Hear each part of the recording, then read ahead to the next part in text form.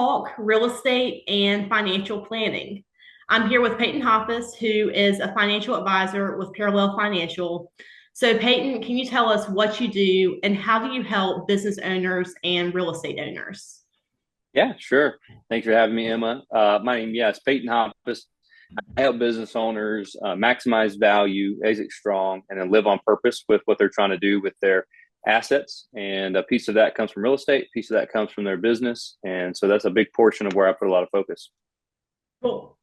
So, when you own an asset, there's kind of three pieces to it. There's the acquisition phase, there's the holding period where you have cash inflows and outflows, and then there's the disposition piece. So, can we focus on the disposition part and you tell us a little bit about exit strategies and how you assist with that? Yeah, absolutely. A couple things that there's a lot of statistics out there. So from a business owner perspective, 70% of businesses that try to sell never sell, and only 30% of them make it to the second generation, right? When they do transition or try to.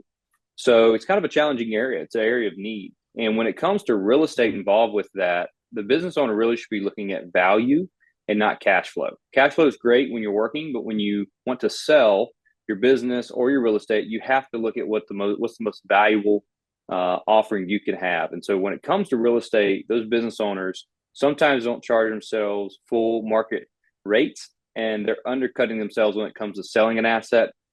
Or if maybe they keep the real estate and they sell their business to a private group or strategic partner, financial partner, whatever that may be, and there's a buyout, if they're not charging themselves full market rate, they can maybe up that, but it's a lot stronger on the cash flow and the balance sheet to look at see what the true expenses are going to be. So when we go through that due diligence period with the business owner and they're charging themselves $1,000 and market rates $3,500 a month for their commercial building, that makes a pretty big difference when they're going to get bought out.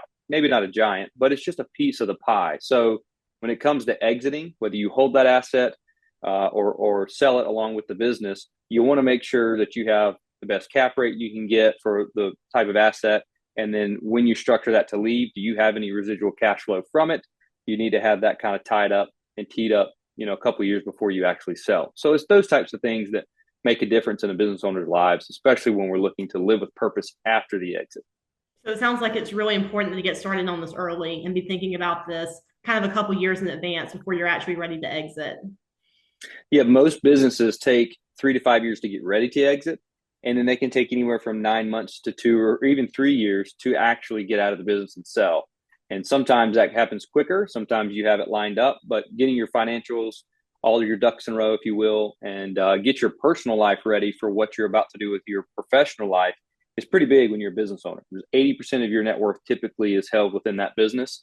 And if you don't have a purpose after that, usually you have a regret of selling. And so we want to make sure that everything's done correctly for the years leading up to the actual exit. Yeah, absolutely. Well, thank you so much, Peyton.